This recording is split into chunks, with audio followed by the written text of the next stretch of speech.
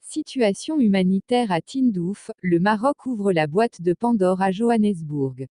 Avec le vent en poupe dans le dossier de son intégrité territoriale, le Maroc passe à l'offensive au sein des institutions de l'Union africaine. Lundi dernier, devant le Parlement africain, il a dénoncé la répression et le blocus dont sont victimes les manifestants sahraouis à Tindouf.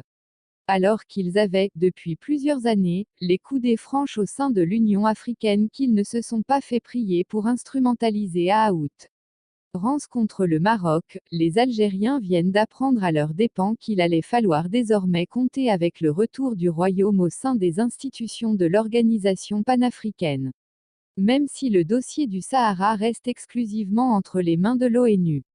Lundi dernier, en Afrique du Sud, les travées du Parlement africain ont été vivement animées par une confrontation entre députés marocains et algériens.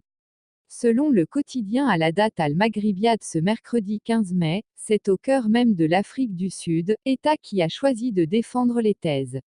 séparatistes portées par l'Algérie et le Polisario que les parlementaires marocains ont dévoilées, devant leurs pairs africains, les graves violations des droits de l'homme qui ont lieu actuellement dans les camps de Tindouf. Disparitions forcées, arrestations et tortures, usage de chars pour disperser les manifestants qui réclament la liberté de se déplacer et de s'exprimer sont devenus le lot quotidien des populations sahraouis, utilisés par l'Algérie comme fonds de commerce pour détourner l'aide internationale,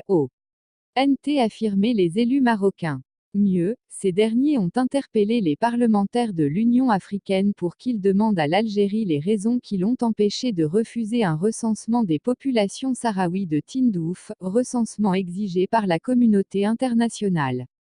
Cette passe d'armes était d'ailleurs bien à propos, puisque le Parlement africain débattait du thème « Réfugiés, déplacés par la force, et rapatriés », un sujet qui sera également abordé dans les mois à venir par la Commission onusienne des droits de l'homme, CDH, à Genève. Alors que le parlementaire algérien, Hamid Boucharef, député FLN à l'Assemblée nationale populaire, ressassait la vieille litanie de « l'autodétermination du peuple sahraoui », il s'est entendu répondre par ses homologues marocains que toutes les preuves étaient disponibles, à l'ère des réseaux sociaux.